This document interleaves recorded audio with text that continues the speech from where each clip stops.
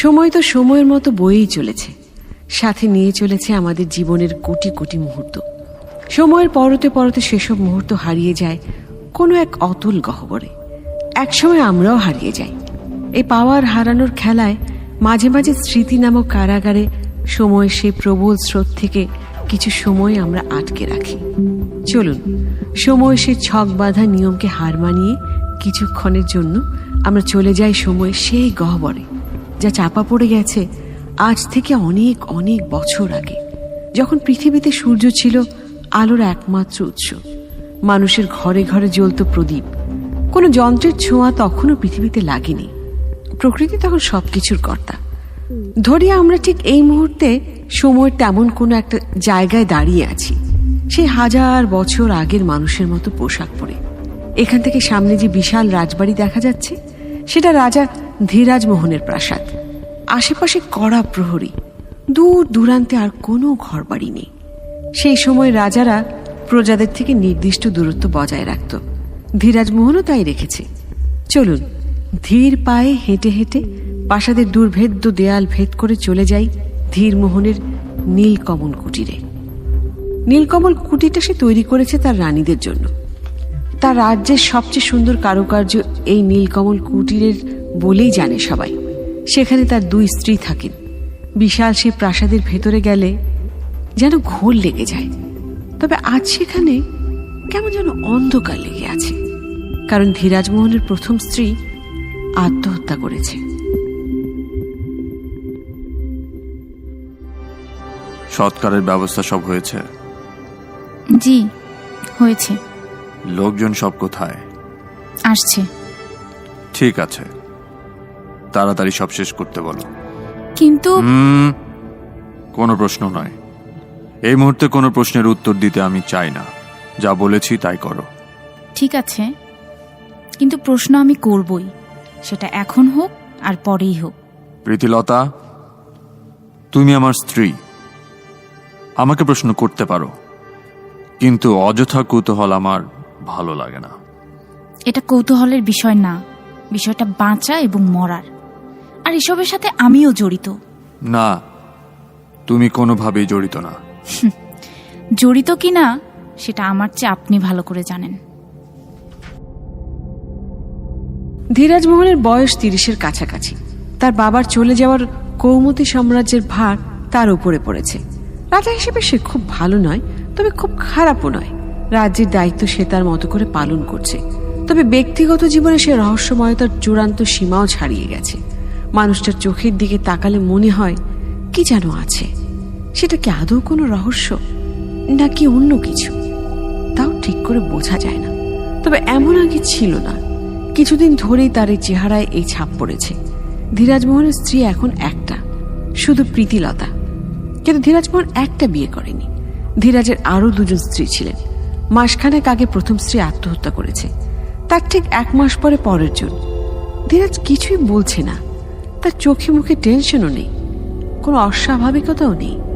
কি হতে চলেছে এবং কি হচ্ছে এ সবই আগে থেকে জানে সে। বিজু লাশ পোড়ানোর সব ব্যবস্থা করল। তখনকার সময় কৌমুদী রাজ্যে লাশ পোড়ানোর একটা অদ্ভুত নিয়ম ছিল। বিবাহিত কিংবা কুমারী নারীর মৃত্যু হলে তাকে লাল শাড়ি পরানো হতো। কপালে টিপ, সিঁদুর, পায়ে আলতা, চন্দনের লেপ, সব রকমের শৃঙ্গার করা হতো। এরপর যা করা হতো তা শুধুমাত্র কৌমুদী রাজ্যের জন্যই প্রচলিত ছিল। না এমন নিয়ম তার আগে কোনো রাজ্যে ছিল, আর না তার পরে।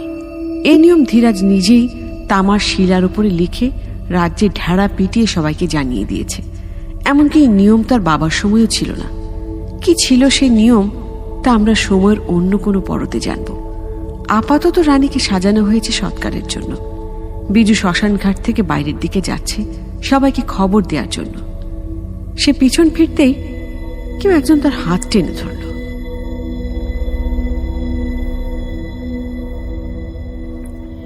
কোথায় যাচ্ছিস? কে কে কে এই কে? আমি।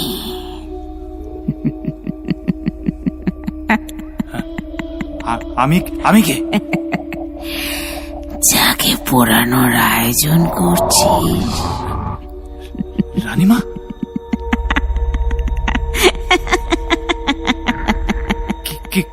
কি চান আমার কাছে?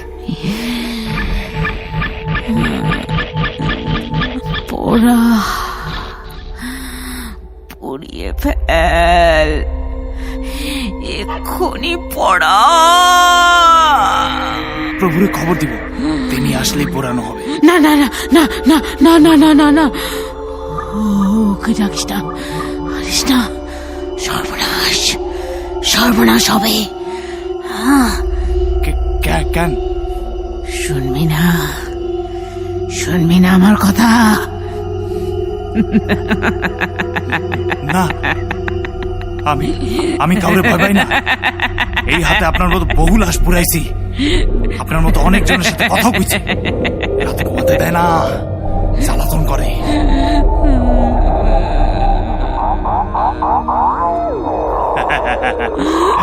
কাইন্দেন না, কাইন্দেন না। এই দুনিয়ার মায়া কেউ সহজে ছাড়তে চায় না।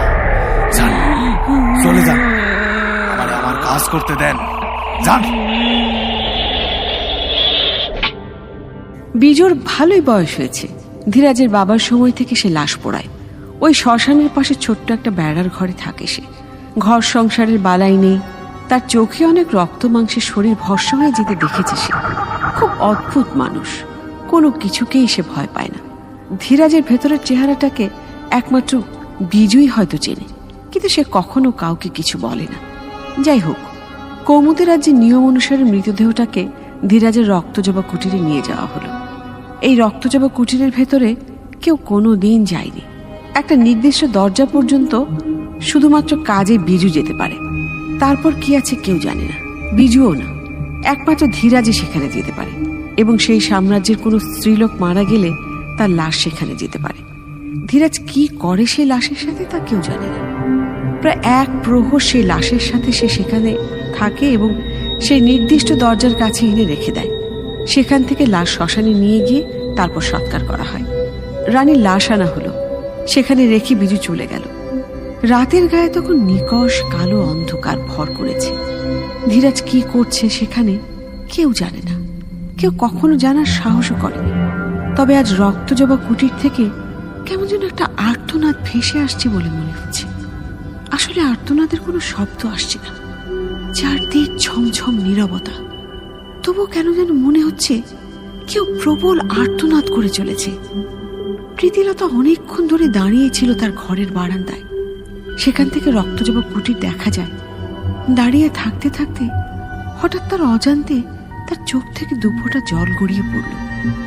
চারিদিক নীরব, কোনো আওয়াজ নেই। তবুও তার মনে হলো কেউ খুব যন্ত্রণায় আর্তনাদ করে ডাকছে।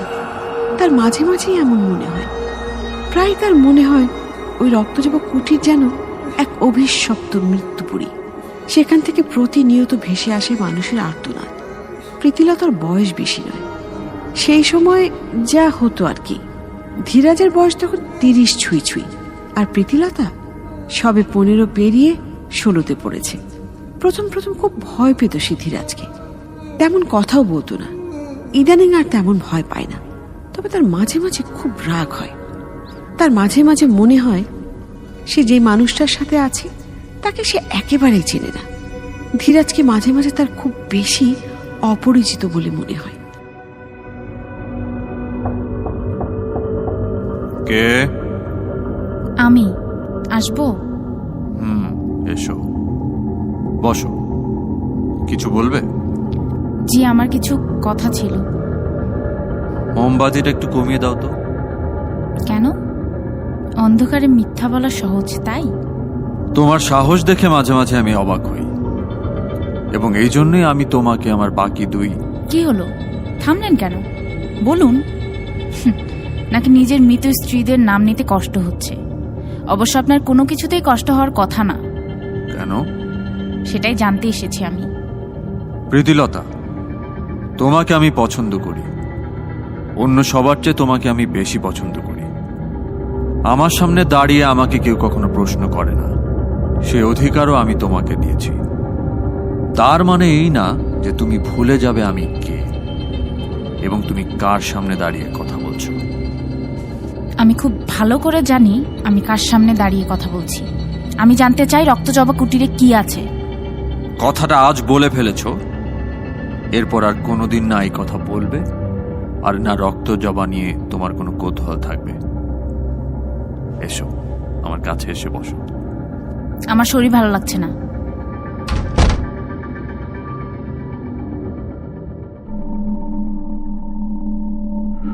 প্রভু, বিজু, এসো। হঠাৎ এত রাতে? সামান্য দরকার ছিল। কি দরকার বলো। আমার বলা মনে হয় ঠিক হবে না। বিষয়টা কি বলো তো। এইসব এখন বাদ দিলে হয় না। আর কত, ওরা আমারে রাতে ঘুমাইতে দেয় না, আইসা কান্দে, জ্বালাতন করে। আমি আপনার বাপেরও খেদমত করছি, তিনি কোনোদিন এমন কিছু করেন নাই। এসবের ফল ভালো হবে না। বিজু, আমার রাজ্যে তোমার কাজ যেন কি? আমি জানি প্রভু, আমি জানি আমার কাজ কি, কিন্তু আমার আর এইসব সহ্য হইতেছে না। পাশের ওই বাক্সটা খোলো। ওখানে দুটো মতির মালা আছে, এক একটা পুঁথির দাম 1000 মোহর। দুটোই নিয়ে যাও। হ্যাঁ, ধন্যবাদ। আসি প্রভু। যাও, আর কোনো খবর এলে বলো। জি প্রভু। বিজু, আর একটা কথা, আমার সাথে কখনো চালাকি করার চেষ্টা করবে না। কারণ জানো তো, মোমটা নিভিয়ে দিয়ে যাও।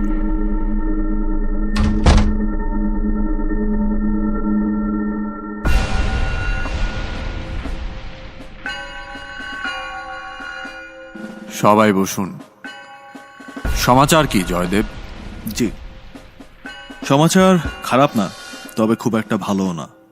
কেন, কি হয়েছে? সেটা জানা যায়নি, তবে সবাই বলছিল কৌমতিতে কোনো খারাপ ছায়া পড়েছে। মানে? জি, আজ খাজনা নেওয়ার সময় সবাই বলাবলি করছিল, বলছিল কিসের যেন অভিশাপ লেগেছে। কেন, তারা কি খেতে পাচ্ছে না? না মহারাজ, সমস্যাটা তেমন নয়, সমস্যাটা অন্যরকম। অন্যরকম মানে? মানে মানুষজনের মরণ রোগ লেগেছে, নবজাতক মারা যাচ্ছে, মানুষের মনের শান্তি নষ্ট হয়ে গেছে, পাতে ভাত কিন্তু গলা দিয়ে নামছে না। এর কারণ কি জয়দেব? সেভাবে কেউ কিছু বলতে পারছে না। ঠিক আছে, আজকে এখানেই শেষ হচ্ছে। আর জয়দেব, তুমি বের করার চেষ্টা করো এসবের কারণ কি। জি।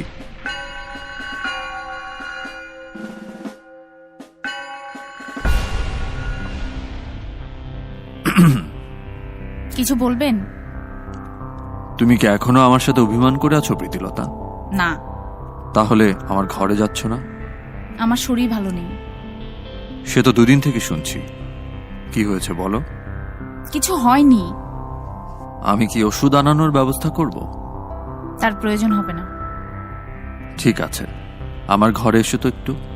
আমি তো বলেছি আমার শরীর ভালো নেই। যা বলছি তাই করো। আমি যাব না। আগে আপনি আমাকে সব বলবেন, তারপর আমি যাব। এত বড় সাহস তোমার! ধীরাজ মোহনের সামনে গলা উঠিয়ে কথা বলছো? আমি যাব না, যাব না। আমি যাব না। এর শাস্তি আমি তোমাকে দেব। আমি যাব না।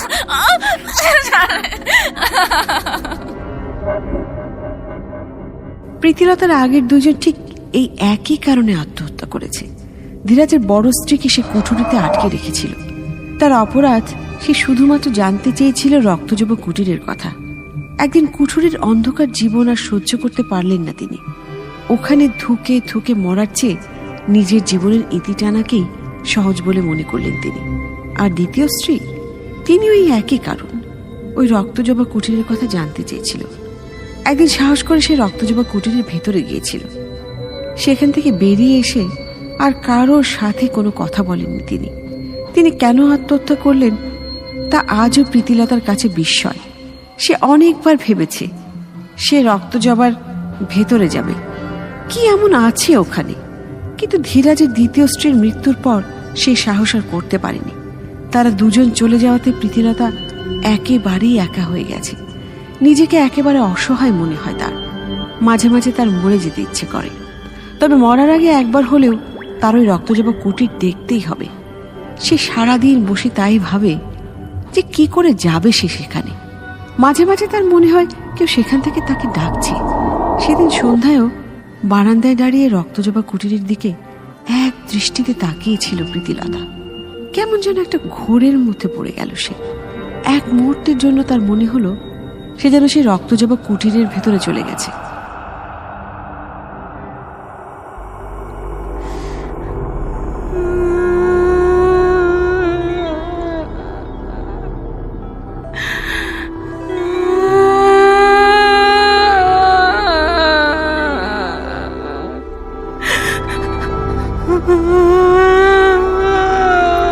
কে কে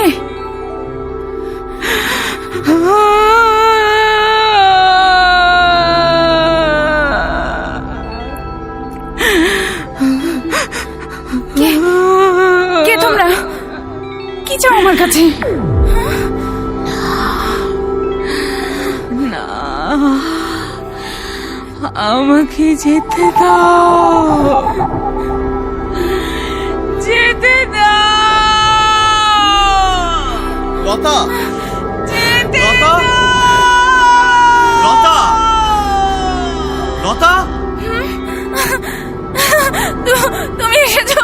ওই যে ওরা আমাকে আমাকে নিয়ে চলো, নিয়ে চলো। কারা? আরে কি হয়েছে?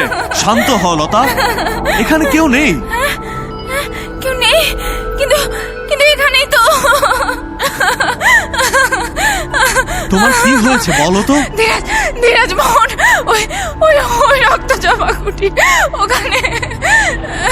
হ্যাঁ, আমি জানি কিছু একটা তো আছে ওখানে। যাই হোক, তুমি ওসব নিয়ে ভেবো না তো, শরীর খারাপ করবে তোমার।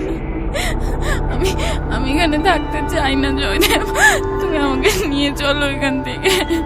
আর একটু সময় দাও, আমি জানি তোমার এখানে থাকতে কষ্ট হয়। আর একটু গুছিয়ে নিয়ে এখান থেকে চলে যাব আমরা। ধীরাজ মোহন খুবই ধুরন্ধর, হুটহাট করে কোথাও গেলে ঠিকই খুঁজে বের করে ফেলবে, তখন ঝামেলা হয়ে যাবে। তুমি একটু ধৈর্য ধরো। না, আমি আর একদিন এভাবে থাকতে চাই না। আমি তোমার কাছে। লতা, ধীরাজ মোহন আসছে মনে হয়, ছাড়ো, আমি পরে আসবো। আর শোনো, কিছুতেই তুমি ধীরাজ মোহনের ঘরে যাবে না। জয়দেব শোনো। কি ব্যাপার?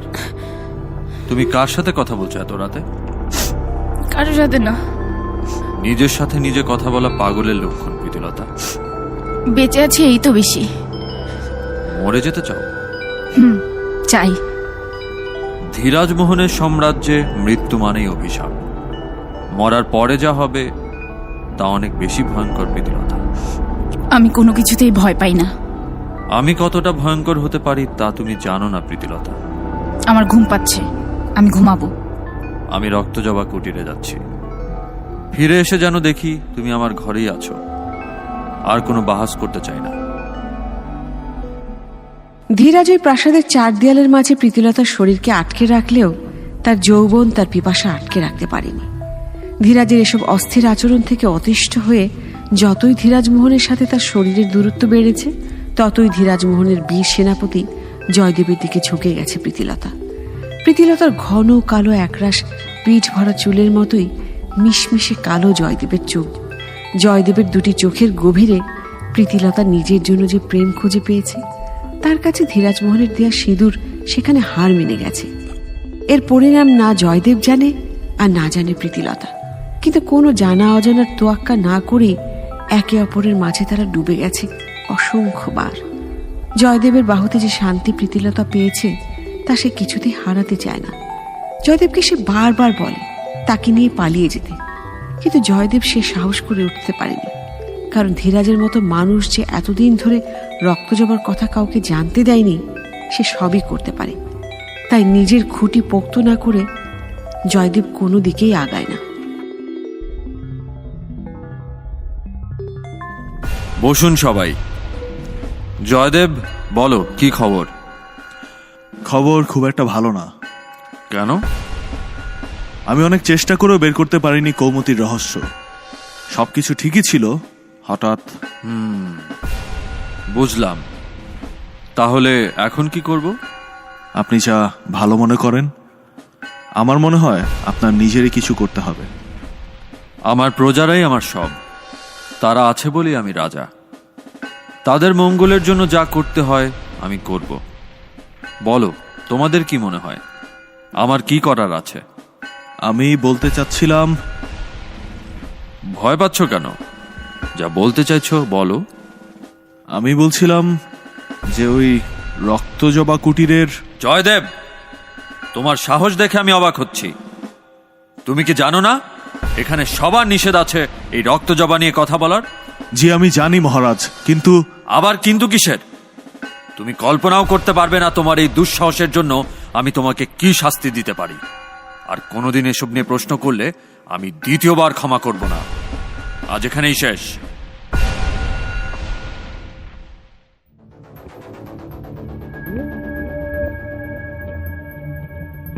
দিন দিন জয়দেবের মনে সন্দেহ বেড়েই যাচ্ছিল।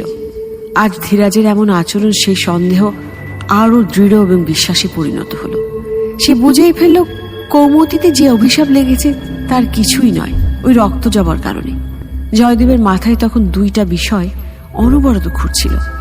এক, যদি কৌমতির সবার সামনে কোনোভাবে প্রমাণ করতে পারে রক্ত জবার রহস্য, তাহলে মানুষ ওকে পাথর ছুঁড়ে মেরে ফেলবে।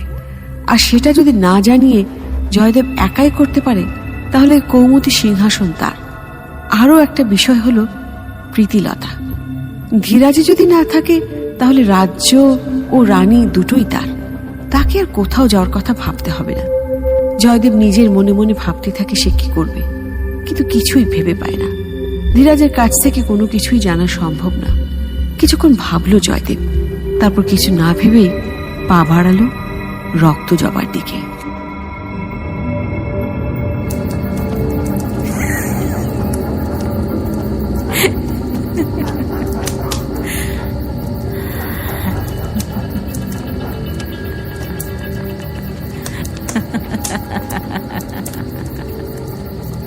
আমি জানি এখানে কেউ আছো। দেখো, আমার সাথে কোনো ধরনের চালাকি করার চেষ্টা করো না। এই এই কে? সামনে আসো, আমার সামনে আসো বলছি। দেখো, আমি তোমার কোনো ক্ষতি করব না। আমি জানি ধীরাজ মোহন তোমাকে এখানে আটকে রেখেছে। আমি তোমাকে নিয়ে যাব এখান থেকে।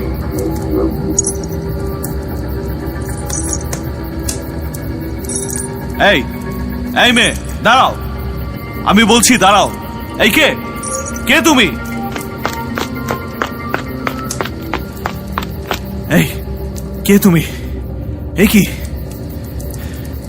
প্রীতিলতা? তুমি তুমি এখানে? তুমি তুমি এখানে কি করছো? মানে না, কিছু না। কিছু না মানে কি?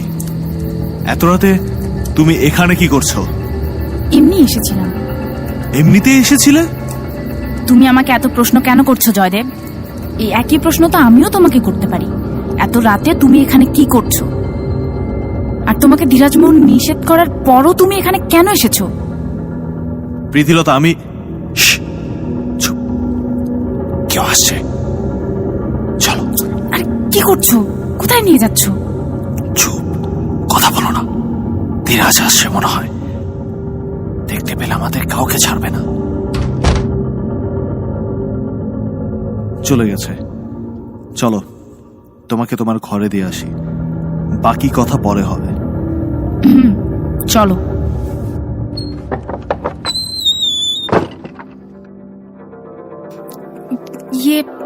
আপনি কোথায় গিয়েছিলে? না, কোথাও যাইনি, এখানেই ছিলাম। বাইরে হাঁটাহাঁটি করছিলাম। প্রীতিলতা, আমি কিন্তু মিথ্যে কথা একদম পছন্দ করি না। আমি মিথ্যে বলছি না। ঠিক আছে, তুমি বললে তাই বিশ্বাস করলাম। আজ কি তোমার শরীর ভালো হয়েছে? জি না, এখনো একটু খারাপ। চুপ, একদম চুপ। অনেকদিন ধরে তোমার এসব নখরামি দেখছি। আমিও দেখছি। মানে কি বলতে চাইছো তুমি? মানে আপনি যতদিন না আমাকে রক্ত জবার কথা বলবেন ততদিন আমি আপনার ঘরে যাব না। এত বড় সাহস তোমার? তুমি ধীরাজ মোহনের সামনে দাঁড়িয়ে এইভাবে কথা বলার সাহস করছো? আমি কোনো অন্যায় করিনি, যা সত্য তাই বলেছি। অনেক বার বেড়ে গেছো তুমি। কারো পাখা গজিয়ে গেলে সেটাকে কেটে দিতে হয়। তোমারও পাখা গজিয়ে গেছে দেখছি। আমি আপনাকে ভয় পাই না। কি বললি তুই? কি করছেন? ছেড়ে দেন, ছেড়ে দেন আমাকে। আমাকে আমাকে ভয় পাস না? খুব সাহস হয়েছে তো। ছেড়ে দিন।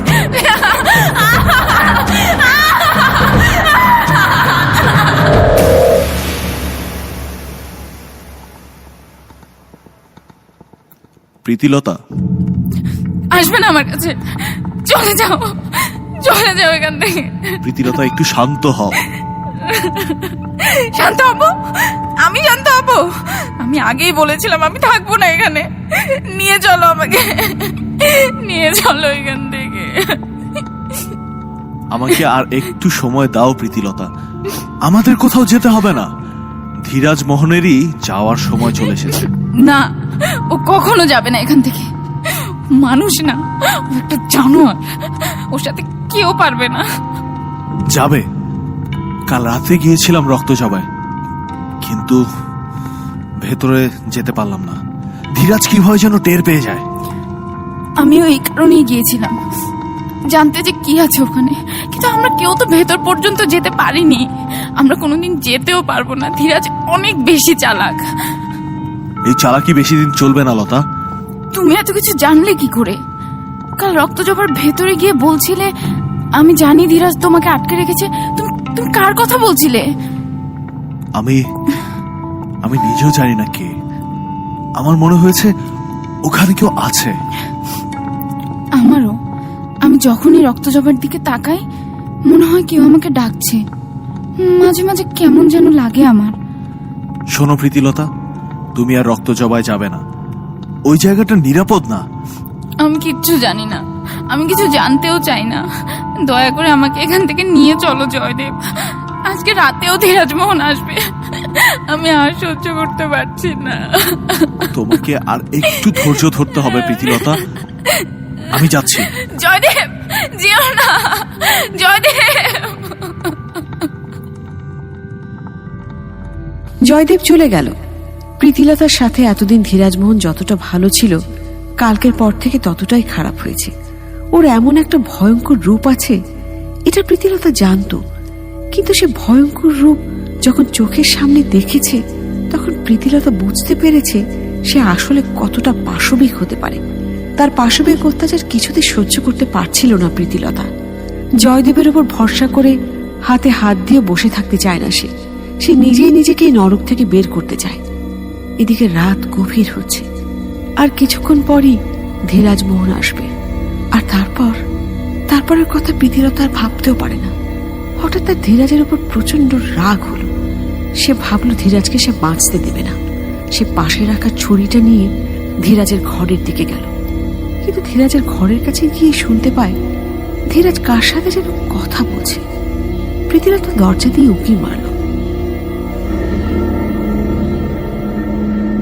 কে তুমি?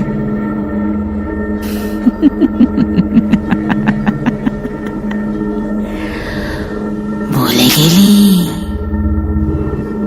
গেলি আমার কথা? কি চাও? তোর লাশ। চলে যাও, চলে যাও এখান থেকে, চলে যাও। কি যন্ত্রণা হয়েছে জানিস? মরার পরও তুই রেহাই দিসনি। তোর লাশ চাই আমরা সবাই।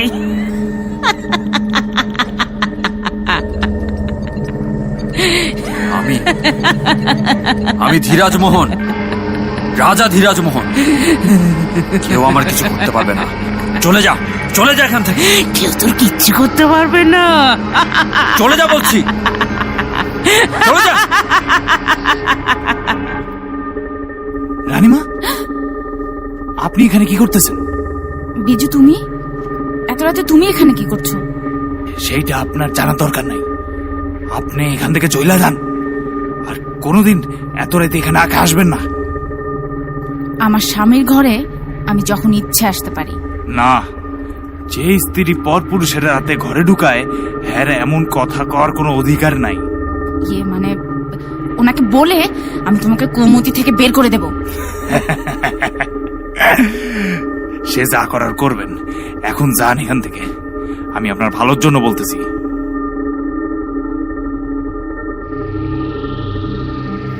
কি হচ্ছে এসব? কার সাথে কথা বলছিল ধীরাজমোহন? আর বিজু? কোনো কারণ ছাড়া বিজু তো এভাবে কথা বলার সাহস পাবে না। আমাকে আমাকে ওই রক্ত জবাই যেতেই হবে।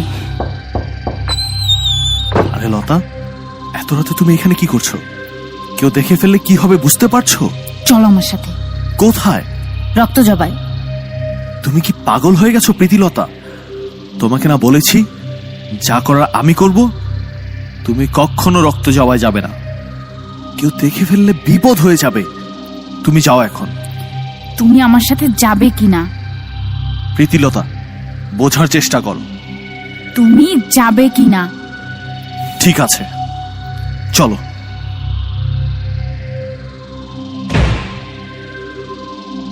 প্রীতিলতা, আজকে এসব করা জরুরি। আমি ধীরে ধীরে সব ব্যবস্থা করছি। চুপচাপ চলো আমার সাথে। ইস, কি বিচ্ছিরি গন্ধ। এত গন্ধ কিসের জয়দেব? জানি না, আজ প্রথমবার এই ঘরের ভেতর আসলাম। আজ আমি না দেখে এখান থেকে যাব না। প্রীতিলতা, তুমি এখানে দাঁড়াও, ওদিকে কোনো বিপদ হতে পারে। না, আমি যাব তোমার সাথে। লতা, আমার কথা বোঝার চেষ্টা করো। লতা, লতা। এসব এসব কি জয়দেব? এসব এসব কি? এতগুলো ছুরি, রক্ত, বিছানাটা রক্তে মাখামাখি। কি করে দেরাজ এখানে? কে? এই কে? কে ওখানে?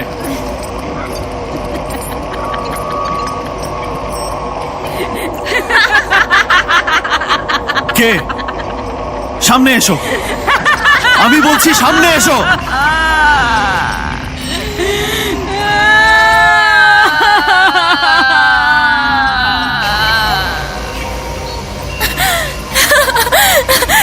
জয়দেব, জয়দেব ওদিকে দেখাও। ওই যে ঘরের কোনায়।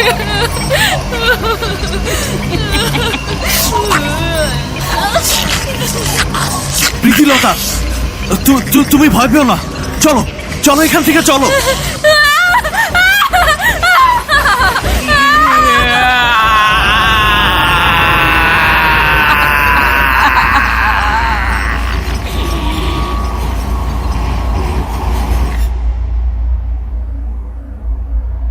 জয়দেব আর প্রীতিলতা কোনো রকম ওই ঘর থেকে বেরিয়ে এলো। এ কি দেখে এসেছে তারা? নিজের চোখে যেন বিশ্বাসই করতে পারছে না। ঘরের ভেতরে ঢুকতে বোটকা গন্ধ, বোটকা গন্ধও না ঠিক, কেমন আসছে একটা গন্ধ। সারা ঘরের মেঝে ছোপ ছোপ রক্ত লেগে আছে। সে যেন এক নরক। বাতাসও কেমন ভারী, ঢুকলেই মনে হয় এক গভীর বিষণ্ণতা যেন জেকে বসেছে। প্রীতিলতা অদ্ভুতভাবে লক্ষ্য করছিল কোনো কারণ ছাড়াই তার চোখ দিয়ে পানি পড়ছে। প্রচন্ড কষ্ট হচ্ছে তার। শেষে যা দেখলো, তাকে কোনো মানুষ কখনো দেখতে যায়? ঘরের কোনায় কতগুলো মেয়ে, কারো গায়ে কোনো জামা কাপড় নেই। আর সবচেয়ে শিউরে ওঠার বিষয় হলো সবার পেট চেরা, রক্তে মাখামাখি সারা শরীর। সবাই এগিয়ে আসছিল জয়দেব আর প্রীতিলতার দিকে। তারা যেন আক্রমণ করতে আসছিল না। তাদের দেখে মনে হচ্ছিল প্রচন্ড যন্ত্রণায় আছে তারা। কোনো কাকুতি মিনতি নিয়ে এগিয়ে আসছে তারা। কিন্তু জয়দেব আর প্রীতিলতা এমন অবস্থায় নিজেদেরকে সামলাতে পারেনি। পুরোটা তাদের কাছে ঘোরের মতো মনে হচ্ছিল। রক্তজাবা থেকে বের হওয়ার পর পুরো পৃথিবী অন্যরকম মনে হচ্ছিল তাদের কাছে। রক্তজাবা যেন ওই পৃথিবীর ভেতরেই আরেকটা পৃথিবী। না, পৃথিবীও নয়, সে যেন এক মৃত্যুপুরী। রক্তজাবা থেকে বেরিয়ে এসে অনেক দিন জয়দেব আর প্রীতিলতা কেউ কারোর সাথে কোনো কথা বলেনি। দুজনেই কেমন যেন হয়ে গেছে। আর এরপর থেকেই প্রীতিলতার আচরণও কিছুটা বদলে গেছে।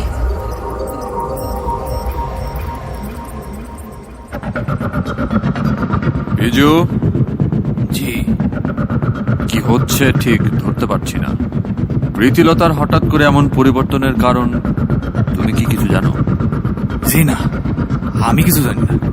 তোমার কথায় তো আমি মিথ্যার গন্ধ পাচ্ছি বিজু।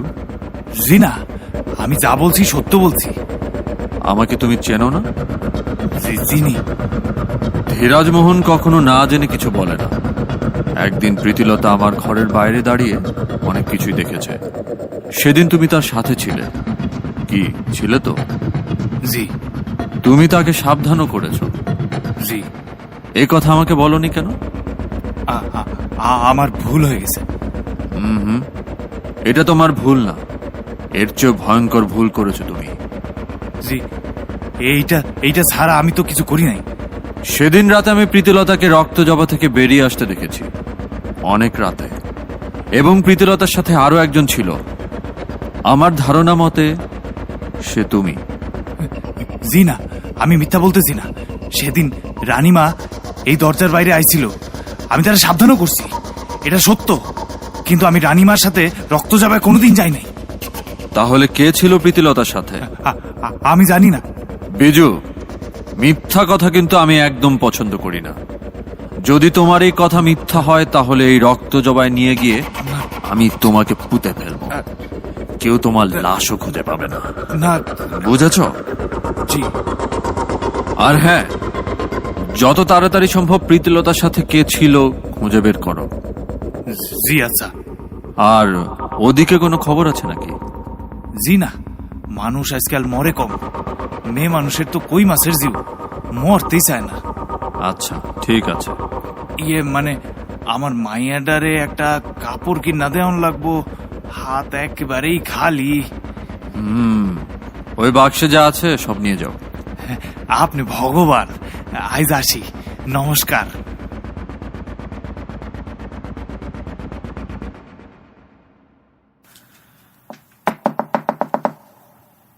কে? কে কে ওখানে?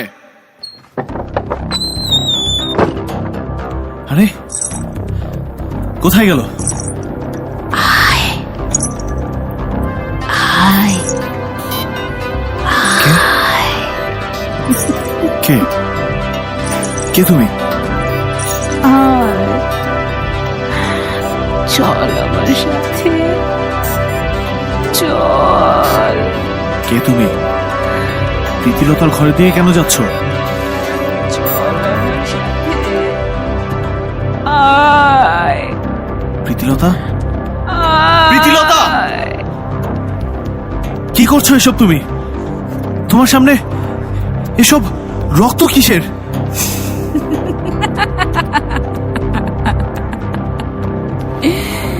ওরে নিয়ে যাবো সাথে, ওরে নিয়ে যাবো।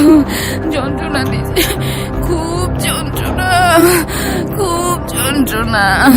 বাঁচতে দেবো না, বাঁচতে দেবো না, এসব বাঁচতে এসব দেবো না। কি বলছো লতা? কি হয়েছে তোমার?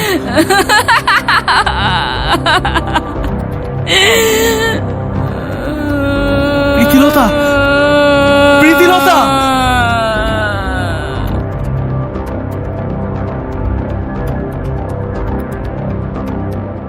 সব বুঝলাম, কিন্তু এত রাতে তুমি প্রীতিলতার ঘরের সামনে কি করছিলে? আমাকে একজন ডেকে নিয়ে গিয়েছিল। কে সে? একটা মেয়ে, তাকে আমি চিনি না। একটা অপরিচিত মেয়ে এত রাতে আমাদের প্রাসাদের ভেতরে ঢুকে গেল, শুধু তুমি দেখলে তাকে, আর কেউ দেখলো না? জি মহারাজ। চুপ! কোন রকম চালাকি করবে না। আমাকে কি বোকা মনে হচ্ছে তোমার? আমি সত্যি বলছি। আমি শেষবারের মতো জিজ্ঞেস করছি, তুমি এত রাতে কি করছিলে প্রীতিলতার ঘরের সামনে? ক্ষমা করবেন, আমার মনে হয় এসব নিয়ে পরেও কথা বলা যায়। এই মুহূর্তে ওনার চিকিৎসার ব্যবস্থা করা অতি জরুরি। ওনার অবস্থা ভালো না। এত বড় সাহস হয়েছে তোমার? এই মুহূর্তে আমি তোমাকে বন্দি করতে পারতাম, কিন্তু করলাম না। তোমার বাবা ছোটকালে একবার আমার জীবন বাঁচিয়েছিল বলে, না হলে। তবে হ্যাঁ, এই মুহূর্ত থেকে তুমি আমার রাজ্যের সেনাপতি নও, সে দায়িত্ব থেকে আমি তোমাকে অব্যাহতি দিচ্ছি। আজ থেকে তুমি আমার সৈন্য দলের একজন সাধারণ সৈন্য মাত্র। আপনার যা হুকুম। রাজবৈদ্যকে খবর দাও। আর এই, তোমরা সবাই প্রীতিলতার সাথে থাকো, কিছু হলে আমাকে সাথে সাথে খবর দেবে। প্রীতিলতাকে ঘরের মধ্যে মোটামুটি বন্দি করে রাখা হলো। রাজ বুদ্ধি এলো। যেহেতু আমরা এখনকার সময় থেকে অনেকটাই পেছনে দাঁড়িয়ে আছি, অতএব বুঝতেই পারছি যে সেই সময় ডাক্তার বলে কিছু ছিল না। যারা চিকিৎসা করত তাদেরকে বুদ্ধি বলা হতো। তারা ছিলেন সেই সময়কার ডাক্তার। তো কখনো কখনো তারা ভবিষ্যৎবাণীও করতে পারত। বুদ্ধি তাকে দেখার পর সাফ বলে দিল প্রীতিলতার শরীরে কোনো রোগ নেই। ওর যে রোগ হয়েছে তার চিকিৎসা আছে শুক্রনাথের কাছে। শুক্রনাথ নামটা শুনলে সেখানকার সবাই কেঁপে উঠেছিল। শুক্রনাথ কোনো সাধারণ তান্ত্রিক নয়, ওঝাও নয়। তাকে সবাই এক নামে চিনে। শুক্রনাথ এক অঘরী। শুধু অঘরী নয়, ও এলাকায় যত অঘরী আছে তাদের সর্দার সে। কৌমুদীর অদূরে জঙ্গলের গহীনে থাকে সে। দিনের বেলাও সেখানে সূর্যের আলো পৌঁছয় না। এক অন্ধকার গহ্বর, সেখানেই তার আস্তানা। মাঝে মাঝে সে বনের বাইরে থেকে যায়। যেখানে মানুষের আসা যাওয়া আছে সেখানে বের হয়। তাকে দেখলে মানুষ পালিয়ে যায়। তার সাথে কেউ কোনো কথা বলে না। মানুষের মাংসের নেশা আছে শুক্রনাথের। কাউকে হাতের কাছে পেলেই নিয়ে জ্যান্ত বলি দিয়ে তার রক্তে নিজের পিপাসা মেটায় শুক্রনাথ। এমন মানুষের কাছে কোনো প্রত্যাশা নিয়ে যাওয়াটা নেহাত বোকামি ছাড়া আর কিছুই নয়। কি এমন হয়েছে প্রীতিলতার? ধীরাজ বদ্যিকে অনেকবার জিজ্ঞেস করেও কিছু জানতে পারিনি। বদ্যি বারবার বলেছে সর্বনাশ, বড়ই সর্বনাশ। এই রাজ্য ধ্বংস হয়ে যাবে। শুধু প্রীতিলতাই নয়, পুরো রাজ্যে নেমে আসছে অন্ধকার, ঘোর অন্ধকার। পুরো কৌমুদীতে অভিশাপ লেগেছে। একমাত্র শুক্রনাথই পারবে এ অভিশাপ কাটাতে। বদ্যির কথা শুনে ধীরাজের মনে কিছুটা সন্দেহ হলো, কিছুটা ভয় হলো। সে তো জানতো কেন এই অভিশাপ লেগেছে কৌমুদীর উপর। ধীরাজ হ্যাঁ কিংবা না কিছুই জানালো না। শুক্রনাথকে খবরও দিল না। বদ্যি তাকে প্রাথমিক কিছু ওষুধ দিয়ে চলে গেল, কিন্তু তাতে খুব একটা লাভ হবে না এটাও বলে গেল সে। সপ্তাহখানেক পর ধীরাজ নিজের ঘরে জয়দেবকে ডাকিয়ে এনে কথা বলছিল।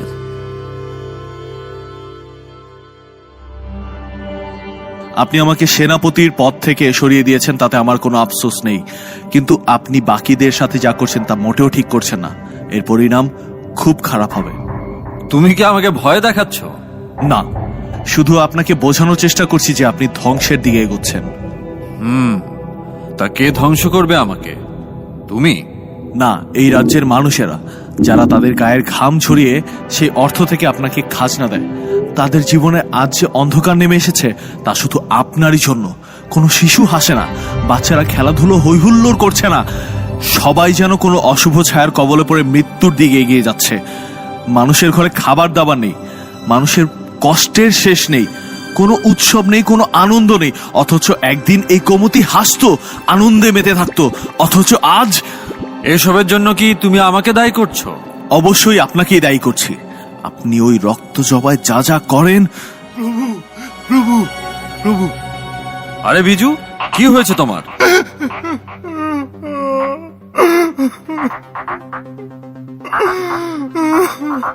আহা, এইসব কান্নাকাটি আমার ভালো লাগে না। কি হয়েছে বলো। সেটা নিয়ে এত কান্না করার কি আছে? জয়দেব, তুমি এখন যাও, তোমার সাথে পরে কথা হবে। জি। তো বিজু, মেয়ের কি হয়েছিল? কিছুই না প্রভু, 2-3 দিন ধরে একটু জ্বর আসছিল। আজ সন্ধ্যায় আমি বাড়িতে যাই, দেখি মা বড় ভাইয়েরা আমার। যা গেছে তা নিয়ে কান্নাকাটি করে কিছু হবে না। নিজেকে শান্ত করো। আর শোনো, কৌমতির নিয়ম জানো তো, সবকিছু কিন্তু নিয়ম মোতাবেকই হবে। দয়া করেন প্রভু, আমার মরা মায়ের সাথে এমন করেন না। আমি সারা জীবন আপনার হয়ে কাম করছি, বাকি জীবনও করব। আপনি আমার দয়া করেন। বিজু, তুমি ইদানিং বড্ড বেশি কথা বলো। তুমি খুব ভালো করে জানো আমি আমার নিজের স্ত্রীর ক্ষেত্রেও নিয়ম বদলাইনি। যা বলছি তা করো। আপনার পায়ে পড়ি প্রভু, দয়া করেন, আমার মায়ের শ্মশানে নিতে দেন। আমার দয়া করেন প্রভু। বিজু, আর একটা কথাও যদি বলো, এই তলোয়ার দিয়ে আমি তোমার শরীর থেকে গলাটা কেটে ফেলবো। যাও।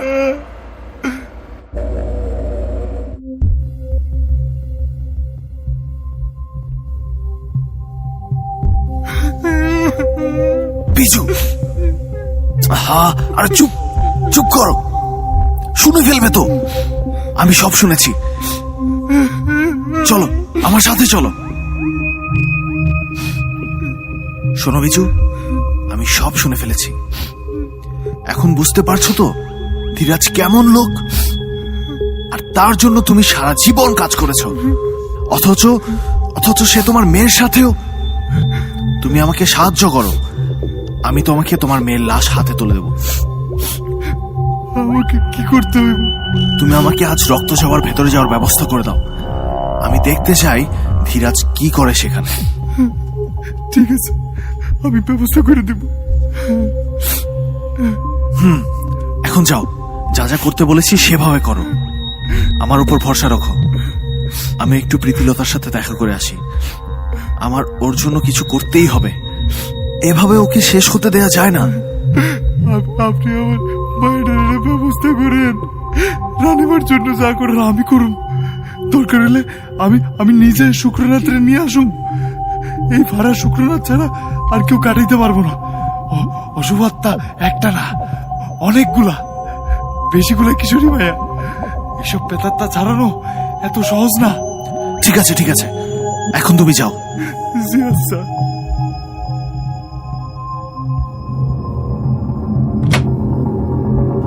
প্রীতিলতা, প্রীতিলতা,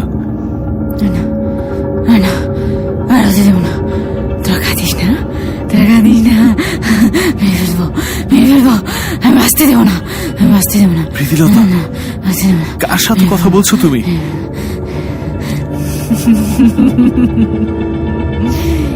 এসেছিস? আয়, আয়, আয়, আয়, আয়, আয়। লতা, তোমার কি হয়েছে? আজ শেষ হবে, আজ খেলা শেষ হবে। দে দে দে দে দে দে, আমার হাত পায়ের বাঁধনগুলো খুলে দে, দে দে দে দে দে দে দে দে দে দে, আমার হাত চলে যাচ্ছে, দে দে দে দে। তুমি এইভাবে কেন কথা বলছো প্রীতিলতা? দে বলছি, আমাকে খুলে দে, আমাকে খুলে দে, খুলে দে। লতা, শান্ত হও, শান্ত হও।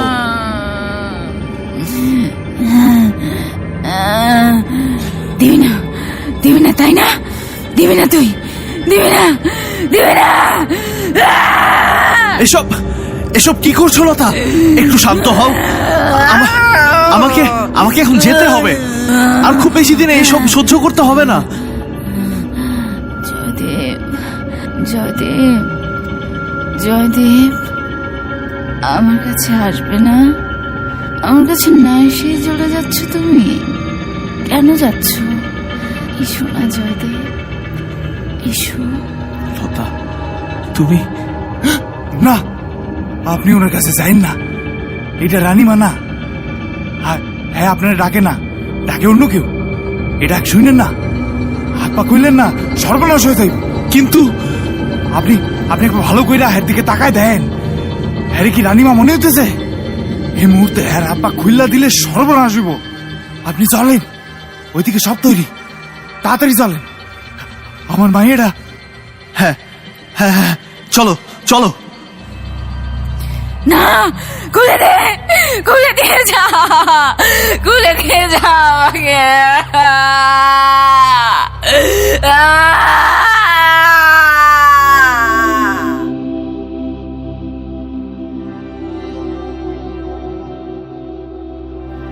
কি ব্যাপার বিজু, ওদিকে এত চিৎকার চেঁচামেচি কিসের? জি, রানীমার শরীর আরো বেশি খারাপ করছে। আমি বলি কি প্রভু, এসব বাদ দিয়া আপনি শুক্রনাথের আনানোর ব্যবস্থা করেন। এসব করলে রানীমার অবস্থা আরো খারাপ হবে। তোমাকে এত কথা বলতে কে বলেছে? সময় হলে সবই করব, এখন আমার রক্ত জবায় যাওয়ার সময়। ওইদিকে সব তৈরি আছে তো? শেষবারের মতো অনুরোধ করতেছি প্রভু, আমার মায়াটারে মাফ করে দেন, মাফ করে দেন। আহ, অযথা কান্নাকাটি আমার ভালো লাগে না। যা করতে বলেছি তাড়াতাড়ি করো, কতদিন রক্ত ঝাবায় যায় না। বিজু, এ বিজু, তুমি যাও, ভয় পেও না, যাও, আমি আছি। অবশেষে সেই দিন এলো। কৌমুদীর এত বছরের রহস্য আজ সবার সামনে আসতে চলেছে। ধীরাজমোহনের মুখোশ খুলে যাবে আজ। যে মানুষটা সবার সামনে এতটা মহৎ, যে তার প্রজাদের মঙ্গলের জন্য সব করতে পারে, যে কৌমুদীর সম্রাট, কি আছে তার চেহারার পেছনে? রাতের অন্ধকারে কি সে অন্য কোনো অশুভ রূপে নেমে আসে পৃথিবীতে? জানার জন্য অধীর আগ্রহে অপেক্ষা করছে জয়দেব। বিজু তার মেয়েকে রক্তজবার ভেতরে দিয়ে এলো। বাইরে থেকে ধীরে ধীরে জয়দেব গিয়ে একটা কোণায় লুকিয়ে থাকলো। রক্তজবার লোহার দরজা বন্ধ হয়ে গেল। জয়দেব বুঝতে পারল রক্তজবা শুধু একটা ইট পাথরের ভবন নয়, এই পৃথিবীর বাইরে আরেকটা পৃথিবী, যে পৃথিবী বড়ই নিস্তব্ধ অন্ধকার। জয়দেব খুব সাহসী মানুষ, যুদ্ধে সব সময় সম্মুখে থেকে সে যুদ্ধ করেছে, কিন্তু তারও আজ বুক ঠিপ ঠিপ করছে। নিজের বুকের ঠিপ ঠিপ শব্দ যেন সে নিজেই শুনতে পাচ্ছে। জয়দেব ঠিক বুঝতে পারছে না কোন দিকে যাবে।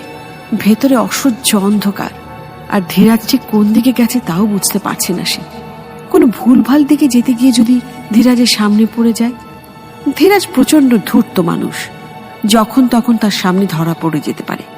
যা করতে হবে খুব সাবধানে করতে হবে। এসব ভাবতে ভাবতে হঠাৎ লক্ষ্য করলো দোতলা থেকে একটা চাপা কান্নার আওয়াজ ভেসে আসছে।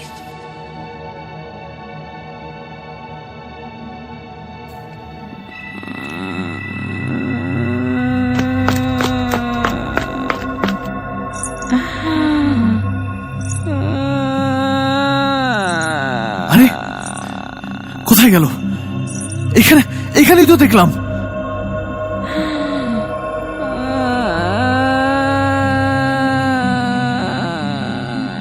এই দাঁড়াও, দাঁড়াও বলছি।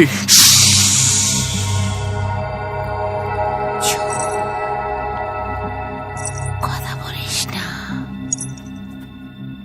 শুনে ফেলবে। কে শুনে ফেলবে?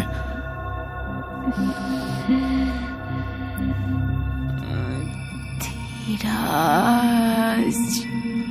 ধীরাজ? কিন্তু তুমি কে? কষ্ট হয়,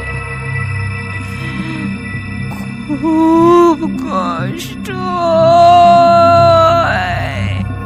কি বলছো এসব? তোমার আরে সহ্য হয় না।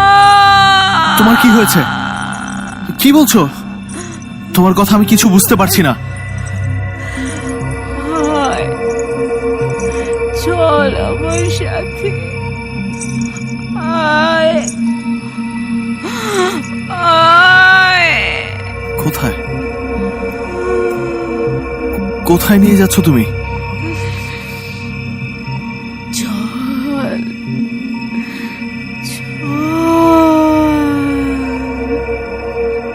এই এই মেয়ে, কোথায় গেলে? শুনতে পাচ্ছ? এই মেয়ে, শুনতে পাচ্ছ? মেয়েটা উধাও হয়ে যাওয়ার পর জয়দেব প্রথম কয়েক সেকেন্ড কিছু বুঝতে পারল না। অবশ্য সে আগে থেকে জানতো নিশ্চয়ই রক্ত যাবার কোনো স্বাভাবিক ঘটনা ঘটবে না। সবকিছু স্বাভাবিক হতে জয়দেবের কিছুক্ষণ সময় লেগে গেল। কিছুটা স্বাভাবিক হওয়ার পর সে দেখল দোতলার একটা বারান্দা মতন জায়গায় দাঁড়িয়ে আছে, যেখান থেকে ধীরাজকে দেখা যাচ্ছে। এতক্ষণে সে কিছুটা বুঝতে পারছে কে ছিল সেই মেয়েটা। জয়দেব সেসব চিন্তা ছেড়ে দিয়ে তীক্ষ্ণ দৃষ্টিতে ধীরাজকে দেখার চেষ্টা করল। এরপর সে যা দেখল তাতে তার স্বাভাবিকতার সব বাঁধ ভেঙে গেল। ধীরাজমোহন প্রথমে নিজের শরীরটার সব কাপড় চোপড় খুলে ফেলল। কিছুক্ষণ পর সে ওই লাশটার দিকে এক দৃষ্টিতে তাকিয়ে থাকলো। তারপর সে প্রাণহীন মৃত শরীরটার উপর সে হিংস্র জানোয়ারের মতো অত্যাচার চালালো। এসব দেখে জয়দেব ভুলেই গেল সেই মেয়েটার লাশটাকে বাঁচাতে এসেছিল। তার হাত পা প্রায় অবশ হয়ে গিয়েছিল। সে নির্বাক হয়ে তাকিয়ে থাকলো একটা মৃত মানুষের সাথে। যখন ধীরাজ এসব করছিল, জয়দেবের মনে হচ্ছিল পুরো রক্ত জবাই কেউ যেন আর্তনাদ করছে, চিৎকার করে কাঁদছে। এখানে শেষ নয়, আরো আছে। এসবের পর ধীরাজের আরো একটা জঘন্য আর ভয়ঙ্কর রূপ দেখা বাকি ছিল। ধীরাজ ওই লাশটার ঠোঁটটা কামড় দিয়ে ছিঁড়ে খেয়ে ফেলল। ধীরাজের সম্পর্কে একটা কথা বলা হয়নি। জন্ম থেকেই ধীরাজের উপরের ঠোঁট কাঁটা ছিল। তাহলে কি সেই জন্যেই সে কোনো মানুষের সুন্দর ঠোঁট সহ্য করতে পারে না? জয়দেব কিছু বুঝতেই পারছে না। তার গা গুলিয়ে এলো। সে আর ওখানে থাকতে পারল না। কোনো মতে বেরিয়ে এলো সে ওখান থেকে। ওখান থেকে বেরিয়ে পৃথিবী তার কাছে নতুন মনে হলো। এতক্ষণ কোথায় ছিল সে? সে কি কোনো দুঃস্বপ্ন দেখেছে, নাকি যা দেখেছে তা সত্যি? এমন একটা নরপিশাচ এতদিন ধরে তাদের মাঝে, তাদের উপর আধিপত্য করে আসছে। রক্তজবা থেকে বেরিয়েই দেখে বিজু দাঁড়িয়ে আছে। জয়দেবকে দেখে সে দৌড়ে এলো। কি কি হলো? আমার মায়েরা? আমাকে মাফ করে দাও বিজু। তুমি জানো তোমার মেয়ের সাথে কি হয়েছে? কি কি করছে আমার মায়ের সাথে? আচ্ছা, তুমি যখন এখান থেকে মেয়েদের লাশগুলো শ্মশানে নিয়ে যেতে, তাদের লাশগুলো কি তুমি একবার খুলে দেখতে না? জি না, লাশ যেমনে পাঠাইতাম তেমনি থাকতো। না বিজু, লাশটা তেমন থাকতো না, লাশের ঠোঁট থাকতো না। এইসব কি কইতাছেন? আমি ঠিক বলছি, ধীরাজ লাশের ঠোঁট খেয়ে ফেলে। এইসব এইসব কি কইতাছেন? তার মানে আমার মায়েরা? কেঁদো না বিজু, শক্ত হও। তোমাকে একটু শক্ত হতে হবে। ধীরাজ যেন কিছুতেই বুঝতে না পারে যে আমরা সব জেনে গেছি। এখন ধৈর্য ধরে কি লাভ? আমার মায়ের যাওয়ার তা তো হইলই। এত স্বার্থপর হওয়া ভালো না বিজু। এত স্বার্থপর হলে আমি কখনো যুদ্ধ করতে পারতাম না। এই কৌমতি কবেই ধ্বংস হয়ে যেত। সবসময় শুধু নিজের কথা ভাবলে চলে না বিজু। তুমি একবার প্রীতিলতার কথা ভেবে দেখো। তুমি একবার প্রীতিলতার কথা ভাববে না? ধীরাজ যাদের সাথে এমন করেছে, তাদের আত্মা আজও শান্তি পায়নি। আজও তারা রক্তজবার চারপাশে অভিশাপ হয়ে ঘুরছে। তারা এখন প্রীতিলতাকে ব্যবহার করছে ধীরাজের ওপর প্রতিশোধ নিতে। রানীমার অবস্থা খুব একটা ভালো না। তারে একমাত্র বাঁচাইতে পারে শুক্রনাথ। যে কোনো ভাবেই হোক শুক্রনাথকে এখানে নিয়ে আসতে হবে, আর সেটা করাতে হবে ধীরাজ মোহনকে দিয়েই। ধীরাজ মোহন আসছে মনে হয়। তুমি যাও, আর রাতে আমার ঘরে এসো। তোমার সাথে কথা আছে আমার। এখন যাও। আর শোনো, আর শোনো, ধীরাজ মোহন অথবা অন্য কেউ এসব কথা জানতে চাইলে বলবে না কিচ্ছু। আমিও চাই না আর কারোর মায়ের সাথে এমন হয়। আপনি যা কইবেন আমি তা করব। এখন যাও।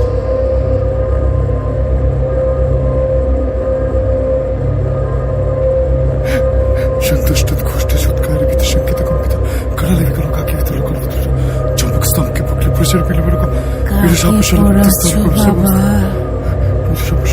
কাকে পড়াচ্ছ? কে কে কে? আমি বাবা। পারলে না আমাকে বাঁচাতে? পারলে না বাবা? আমার মাফ করে দে মা। না, আমি কাউরে মাফ করব না। ধীরাজ মোহন শেষ করে ফেলবো আমি, শেষ করে ফেলবো আমি ওরে। তোর জন্য আমি পিন্ডি দেবো মা। তোর আত্মা শান্তির জন্য তুই চলে যা। না না, কি প্রচন্ড যন্ত্রণা হয়েছে বাবা। আমি ছাড়বো না, ছাড়বো না ওরে, ছাড়বো না, ছাড়বো না। মা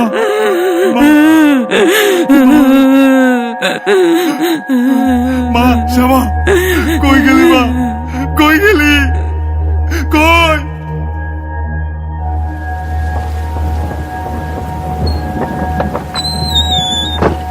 এসেছো? এসো এসো, ভেতরে এসো।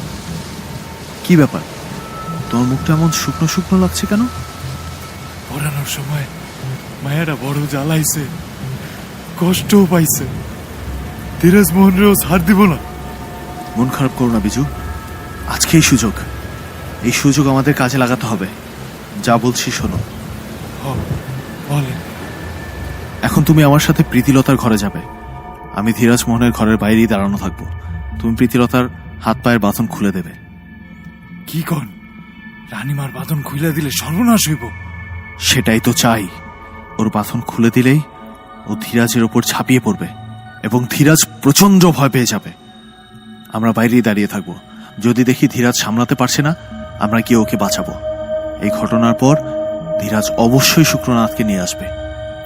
খুবই ভালো বুদ্ধি, কিন্তু ওরে বাঁচানোর দরকার কি? ওরে মাইরা ফেলুক, আমরা ওরে বাঁচাবো না। ওর মতো মানুষের রাজা হওয়াও সাজে না, বাচ্চা থাকারও কোনো দরকার নেই। তুমি আবারও ভুল করছো বিজু। আমিও চাই ওকে মেরে ফেলতে।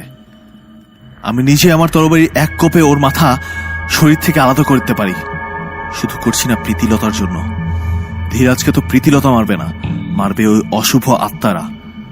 তারা ধীরাজকে মারার পর প্রীতিলতাকেও হয়তো মেরে ফেলবে। তাই প্রীতিলতাকে বাঁচাতে হলে আমাদের শুক্রনাথকে দরকার। বুঝতে পারছো? জি। ঠিক আছে, তাহলে চলো আমার সাথে।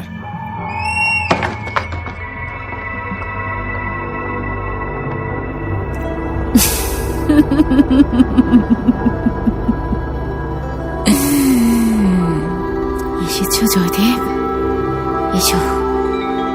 আমি জানতাম তুমি আসবে।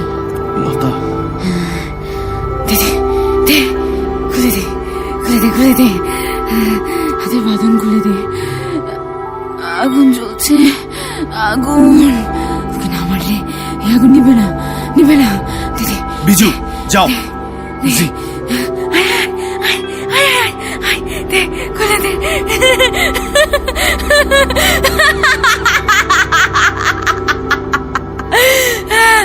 আজকে আজকে ওকে বাঁচাবে। কে বাঁচাবে আমার হাত থেকে? কেউ বাঁচাতে পারবে না, কেউ না, কেউ না।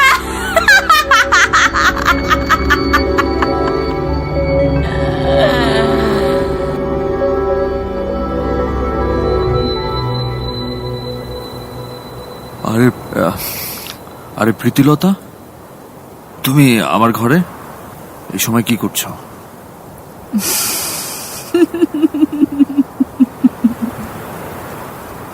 তোমার শরীর কি এখন ভালো?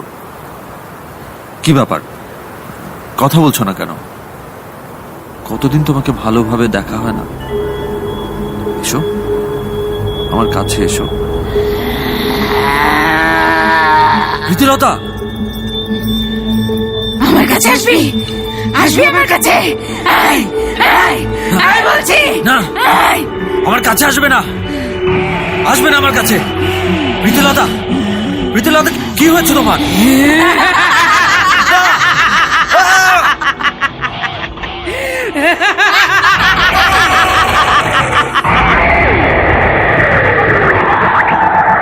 জয়দেব আর বিজু বাইরেই ছিল। সবকিছু তাদের পরিকল্পনা মতোই হয়েছিল। প্রীতিলতার এই চেহারা জয়দেব কোনোদিন দেখেনি। তার ভেতরেও কেমন যেন কেঁপে উঠেছিল। প্রথম কিছুক্ষণ জয়দেব কিংবা বিজু কেউই সাহস পায়নি ভেতরে গিয়ে তাকে থামানোর। কিন্তু জয়দেব যখন দেখলো অবস্থা বেশি খারাপের দিকে যাচ্ছে, তখন সে ভেতরে গেল এবং প্রীতিলতাকে থামানোর চেষ্টা করলো। তাকে থামানো তো সহজ নয়। প্রীতিলতার চোখে ছিল আগুন। সে আগুনে জ্বালিয়ে পুড়িয়ে খাক করে দিতে চেয়েছিল সে ধীরাজমোহনকে। ধীরাজমোহন কোনো কিছুতেই ভয় পায় না। এমন অনেক রাত গেছে যেসব রাত সে রক্তজবায় একাই কাটিয়েছে। কখনো সেখানকার আহাজারি আর্তনাদ, কখনো বা কোনো অশরীরী অনেক কিছুই তার সামনে এসেছে। আক্রমণ করার চেষ্টাও করেছে, কিন্তু কোনো কিছুতেই দমেনি ধীরাজ। মানুষের রক্তের এমন নেশা হয়ে গিয়েছিল তার যে সে নেশা সব ভয়কে হার মানায়। বিজু আর জয়দেব প্রীতিলতাকে ঘরে আটকে রেখে ধীরাজমোহনের সাথে কথা বলতে এলো।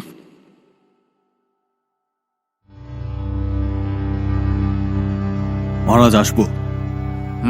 এসো। বলছিলাম, এভাবে চলতে থাকলে ওনাকে আর বাঁচানো সম্ভব হবে না। দিনে দিনে তার অবস্থা আরো খারাপের দিকে যাচ্ছে, আর আপনার জন্য পরিণাম ভালো হবে না। তাই তো দেখছি। আমার রাজ্যে আমার জীবনে নিরাপদ নয়, তাও আবার তোমার মতো সেনাপতি থাকতে, এটা তো মেনে নেওয়া যায় না। মানে তুমি এই বিষয়টা নিয়ে কতটুকু জানতে পেরেছো? কোন বিষয়টা? এই যে প্রীতিলতার কি হয়েছে, কেন সে এমন করছে, এইসব আর কি। না, আমি কিছুই জানি না। না জানাটা তোমার জন্য ভালো। আমি বলছিলাম যে শুক্রনাথকে এখানে নিয়ে এলে সমস্যাটা হয়তো সমাধান হতো। কিরকম সমাধান? উনি এলে প্রীতির, মানে রানী প্রীতিলতার এই অবস্থাটা সমাধান হবে। তা হবে, কিন্তু তাতে আরো অনেক সমস্যা তৈরি হবে। মানে আমি যে সমাধান দিব সেটাই হবে, আর আমার সাম্রাজ্যের প্রাক্তন সেনাপতি হিসাবে রাজার জীবন বাঁচানোটা তোমার কর্তব্য। জি মহারাজ। প্রীতিলতাকে মেরে ফেলো। মানে এসব কি বলছেন আপনি? হ্যাঁ, আমার রাজ্যে তার আর কোনো প্রয়োজন নেই। আপনি কি মানুষ? আমার আদেশ পালন করা তোমার দায়িত্ব। আমি আর কোনো কথা শুনতে চাই না, যাও। আমি এই কাজটা কখনোই করতে পারবো না। তোমাকে করতে হবে জয়দেব। তুমি জানো সময় হলে আমি কতটা ভয়ঙ্কর হতে পারি। আপনার যা ইচ্ছা আপনি তাই করুন। আচ্ছা জয়দেব, তোমার বোনটার নাম যেন কি? খুব মিষ্টি মেয়ে কিন্তু। কথাটা শুনে জয়দেব একেবারে নিথর হয়ে পড়ল। তার চোখের সামনে সেই রাতে রক্তজবার দৃশ্যগুলো ভেসে উঠল। বিজুর সেই মেয়ের জায়গায় যখন সে নিজের ছোট বোনের চেহারাটা দেখতে পেল, তখন সে আর কিছু ভাবতে পারল না। প্রীতিলতাকে সে প্রচন্ড ভালোবাসে। প্রীতিলতা তাকে কতবার বলেছিল এখান থেকে নিয়ে যেতে, এখন মনে হচ্ছে সেটাই ভালো হতো। জয়দেবের ইচ্ছে করছিল তলোয়ার দিয়ে ধীরাজের বুক থেকে তার কলিজাটা বের করে ফেলে। ওর মতো অমানুষের বাঁচার কোনো অধিকার নেই, কিন্তু সে যদি এমন কিছু করে তাহলে কৌমুদীর মানুষেরা তাকে ভুল বুঝবে। সবাই বিশ্বাসঘাতক বলে তাকেও তার পরিবারকে পাথর ছুঁড়ে মেরে ফেলবে। ধীরাজমোহন সবার সামনে এমন ভালো মানুষের মুখোশ পরে থাকতো যাতে কেউ তাকে কোনোভাবে সন্দেহ করতে না পারে। জয়দেব বিনা শর্তে রাজি হয়ে গেল। ধীরাজের ঘর থেকে বেরিয়ে সে নিজের ঘরে চলে গেল, নিজেকে একটু সামলাতে।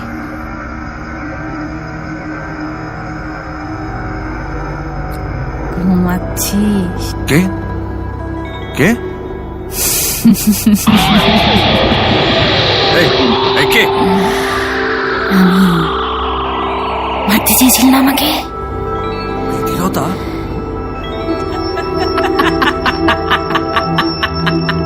জয়দেব, জয়দেব, কে আছো? জয়দেব, মারবি আমাকে না? আয় আয়, আজ আজ তোকে মেরে আমি রক্ত চাপায় নিয়ে যাবো। আয় আয় আয়।